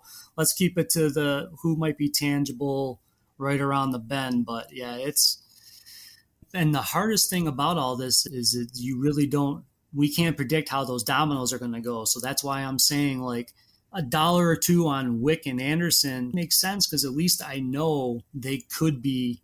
Sure. If everything goes the way I think it will, those two guys could see saves soon. All right. That's the best case scenario. And they're on probably better teams than Bednar or Bender. And the Marlins have no pitching staff left. So how many games are going to be there to save as we go down the stretch? Those things need to be weighed. It's like, all right, you're going to go chase the flavor of the week, but how many of those are coming down the pike? It's nice about making those moves this weekend, though, is that if you do make the wrong move, you probably didn't spend nearly as much on it. And then you still have another opportunity next week to make the almost guaranteed right move after all of the trades have been done. And obviously that'll be something we talk a lot about next week on next week's show as well. So getting away from the trade possibilities, Kevin, is there any actual reliever out there that's worth bidding on this weekend that could walk into saves this weekend based on their current situation and not their possible situation? If I have a spot open, I'm adding Blake Trinan as a speculative move. I saw somebody say other than the last couple of days, Kenley Jansen hasn't been bad. A 16% walk rate is bad. He's got the lowest strikeout rate of his career and well over double his career walk rate on the season for this year. And Blake Trinan's been good. It's not going to cost anything yet or much yet because they haven't made that move. Last season, the Dodgers did not turn to Kenley Jansen in the postseason. He's the guy getting paid to do the job, so they let him do it all regular season. They're not running away with the division this year. In fact, they're 3 games back, I believe. So I could see them going away from him. It wouldn't be all that surprising. So it's one of those situations, we say it all the time. If you have a spot, Blake Trinan's somebody I would add. And if I could say, look who's on your roster. So if I own Craig Kimbrell, putting $1 or $2 on Rowan Wick makes sense. Okay. If you own Kenley Jansen, you already should have owned Blake Trinan in my eyes. No, I'm serious. Right. Yeah. For at least the last 3 weeks. Yeah. I mean, they are loyal to a fault with him. And it's great. I used to joke on Twitter last year, find someone to love you the way David Roberts loves Kenley Jansen. They go out of their way to protect him. And he does get a little bit of a bad rap at these last 2 games. That's got to resonate with you. I don't care who you are. You're an athlete. You get booed off your own mound 2 nights in a row. That stuff stays with you. I didn't like Aroldis Chapman's body language when he gave up the home run to Alonso and he had his hands to his head. I'm like, that's not good. He had a strikeout the other night and he finally went back to that pose. I'm like, okay, he's coming. He's not all the way back, but he's on the way back. So at least you can see progression. I think the Dodgers, as we're recording this, are up 1-0, so he might get a chance tonight, or it might be trying. And you could be prescient as we're recording this, Kevin. So we'll have to see how all that plays out. The Dodgers need to win games, and how they handled the trade deadline could be huge. What kind of ripple effect would it send if they were the team that added Craig Kimbrell? Right, and that's not the first time I've heard somebody mention that. It's right? not out of the realm of possibility. If you're looking to lock down that bullpen, you're like, okay, what's the best one we can go get out there? Now, I think they would be patient and wait and see if maybe Iglesias came down, but I don't know. Gun to my head, I probably still trust Kimbrell a little more than Iglesias, even though Iglesias, he has very good numbers, but sometimes he doesn't have it, and it's weird. But Kimbrell's been nailed since September 3rd of last year. As long as Iglesias is actually closing the game in a save opportunity, I trust him a whole lot more. He's just the type. I don't want to see him out there if it's not a save opportunity. Well, He hates it. He hates it. All right, I think that is finally enough reliever talk for us this week. Make sure to check back in with us on Twitter to let us know how we did after some of these trades have gone down. And we'll end it with our wild card category. It gives you guys an opportunity to talk about pretty much any player that we haven't talked about that's worth a speculative add. Could be a guy who is going to move into a role both in the lineup or rotation or bullpen after the trade deadline, possibly. It could just be prospects we're stashing still at this late in the game. We talked about, of course, Bobby Witt. We talked about Drew Waters as a possibility earlier in the show. So, Kevin, I'll start with you. Who is your wild card speculative ad for pretty much any reason for this weekend's FAAB? I think with the Rich Hill move, the only thing that makes this speculative is he is pitching for Team USA. But if you wait, then I think the price on Shane Baz will go up where he's available. The baseball tournament portion of the Olympics end August 7th. That's only 2 weeks away. So now's the time to grab him, in my opinion. Yeah, of course, that is if your format allows you to do Exactly. Baz not going to be available in the majority of NFBC leagues. I'd be pretty surprised if he was drafted in definitely 12-teamers, 15-teamers maybe. I'm going to have to go check some ownership or rostership percentages on that one. But if your league allows it, I like the Baz call out as a decent little stash. And I went back on my personal I won't stash any more prospects stance that I made 3 or 4 weeks ago. After you talked AAA call changes. After you told me Bobby Wood went to AAA, I'm like, all right, that's over. I got him for $2 or $3. He's on my TG Nice. FBI team, and he's just gonna sit there. We'll see what happens. I'll probably be stubborn, like Greg, like you talked about, and just let him sit there. I've got him in 2 other places, but they're more keeper style, so I don't mind stashing them in a situation like that. I'm just gonna keep him for next year anyway. But in a pure redraft, it is tough, especially with all the injuries that we have. You have to be choosy. But it can be that kind of impact if he starts off hot. And he is the type of player that, definitely could. But then we said the same thing about some other high-end prospects. We're due for one of these to hit, right? Most seasons, a couple of these guys come up and just tear it up. And the high-profile ones, at least this season, have not done that. We're due for somebody to do it. Yeah, it's got to be Bobby. They're due. All right, Greg. It could be Duran. He's off to a bit better start than the others have been. He had a combo meal yesterday, So that's nice. That was nice. Greg, who would be your wild card in this situation that fits this category? See, I'm going to be nice for the AL only and the NL only. I'll give you – oh, actually, no, I'm wrong. They're both in the NL. Ah, crap. I thought I was being savvy. We talked about that we're going to need to fill innings. So there's one guy in the minors building up for the Cubs because we know they're going to be active. They're gearing up Justin Steele to take over a spot in the rotation. He's been pitching very well at AAA. I think he's somebody that after the dust settles on the deadline, he can come up and maybe get you a couple of cheap wins down the stretch in the right matchups. And Jordan Holloway of the Marlins. Now, he did not pitch well his last time. Very wild. They've been moving him up and down. Hopefully they'll let him just stay in the majors this time. 2 things. 1, I want him to keep an opener in front of him. But 2, if he remains a bulk guy pitching the second inning on, this is another classic person where in the right, especially in home games, if you're streaming him in home matchups as the bulk arm coming into those things, he had a very nice run up until his last outing, which wasn't very pretty, but he still didn't give up a bunch of runs. He can miss some bats. He's got some velocity. And I think that's a sneaky sort of guy that you can move in and out of your lineup to take advantage of his matchups when they're advantageous. All right, those are all really good call-outs for everybody to keep an eye on for. And as the trade deadline does approach on Friday, remember it is on Friday, not on the 31st, which it had been in the past. We'll be able to have at least 48 hours to figure out where you're going to be for the next bidding cycle. But if you can get ahead of it this week, make sure you go back and listen to this episode a couple times and make your decisions wisely to save yourself some FAAB dollars, especially in those leagues where you don't have any FAAB dollars to spend. So I think that's going to do it for our recommendations. And I'm going to go ahead and pass it on over to Kevin for your parting words. Kevin, do you have any good advice for those listeners that made their way through the entire episode? Congratulations, first of all, to that. And what can you leave them with? No, this is awesome. And we've gone longer than this before. Yeah, that's true. And no, this was amazing. It's exactly why we asked Greg, and thank you again. And that's really, in one way or another, we've been hounding week in, week out about staying at it. Don't get caught up football starting.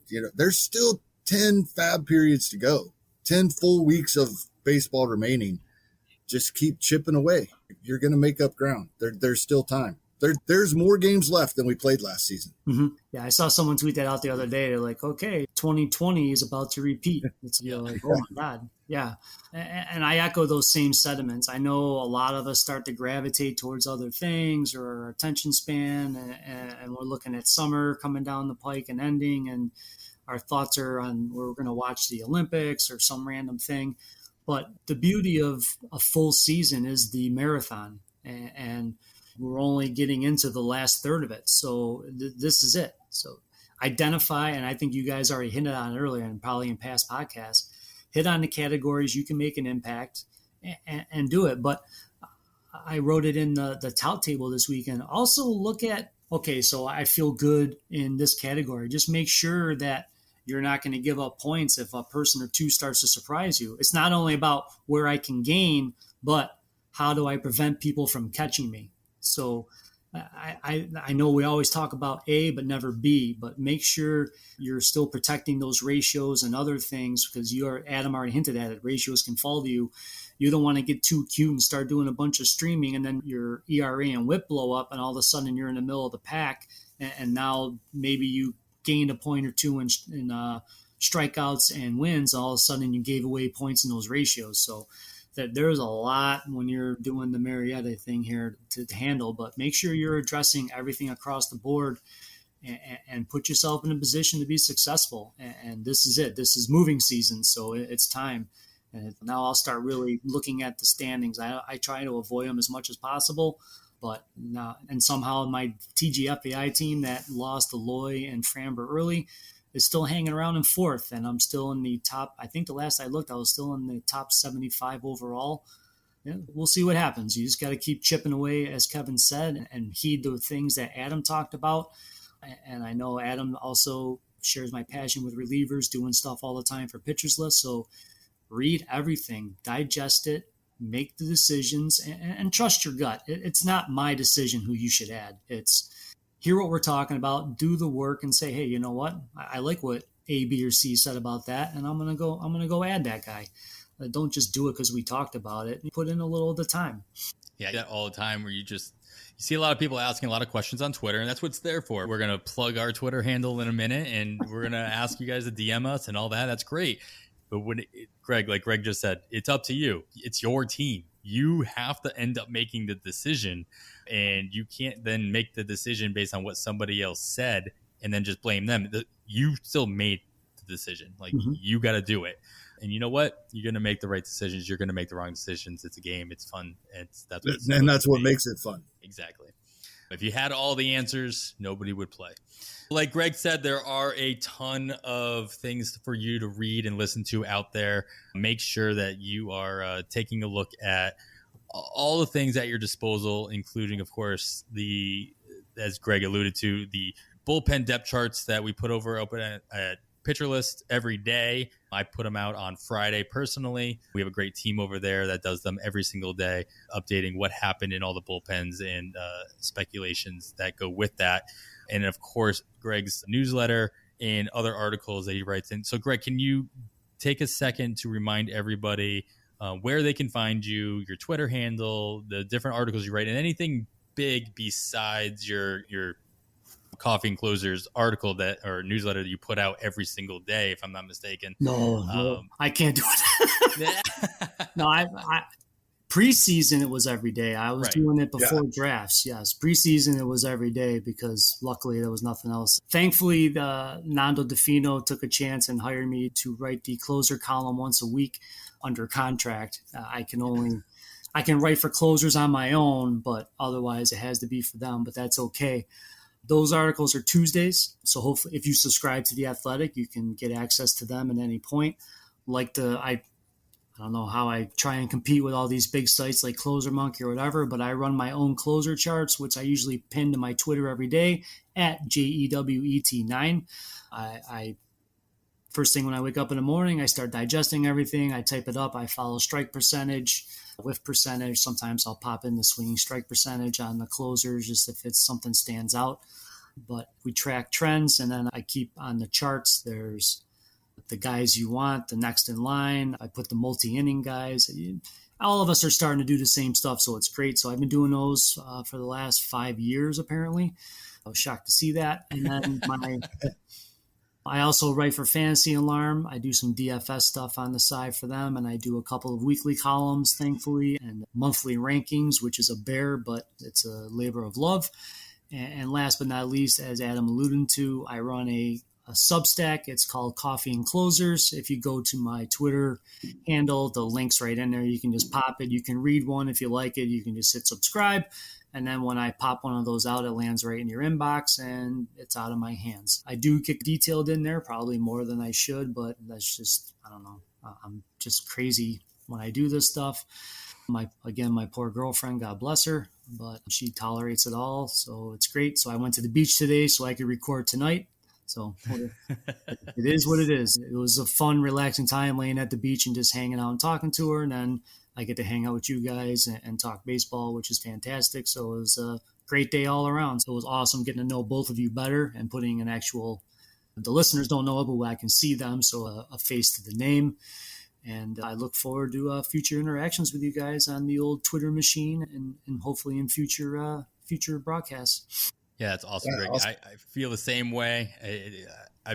I've met more people through this podcast than I had writing anything ever. I appreciate the time that you took to join us for this one. And of course, you'll find links to just about everything Greg just talked about in the show description. So you can you don't have to remember everything. You can just go right there and make your click and direct click. And like Greg said, most of his stuff is right there in his Twitter bio as well. Thanks again, Greg, for joining us on this episode. And of course, we talked about a lot of players today, a lot of relievers, a lot of pitchers. But if there's a player you're thinking about bidding on and you want us to discuss them, let us know. You can email us at onthewirepod@gmail.com. You can shoot us a DM over on the Twitter machine at onthewirepod. You can also join PL Plus over at pitcherlist.com, where you get access to the Pitcherlist Discord and the advice and banter of all of our staff and PL Plus members, just hoping they can help you win your fantasy league and beyond. So that's going to do it for this week's On the Wire. Please make sure to subscribe to the podcast wherever you listen, and leaving a rating and review is, of course, always appreciated. You could follow myself on the Twitter at 80grade, all spelled out, and Kevin is at HastingKevin. You can keep an eye out for Kevin's weekly FAAB preview article every Sunday, as well as my bullpen depth charts article coming out on Fridays, along with the batter's box article that comes out on Fridays as well, highlighting all the top hitting performances of the day before. You can follow all the articles over at PitcherList at PitcherList, and of course follow at PitcherList Pods to get updated on every new episode of every PitcherList Podcast Network show. Give them all a listen. We wish you the best of luck in all of your leagues and hope you win all of your bids by exactly $1. Thanks once again to Greg for joining us, and for Kevin Hastings, I am Adam Howe, and with that, we bid you goodbye.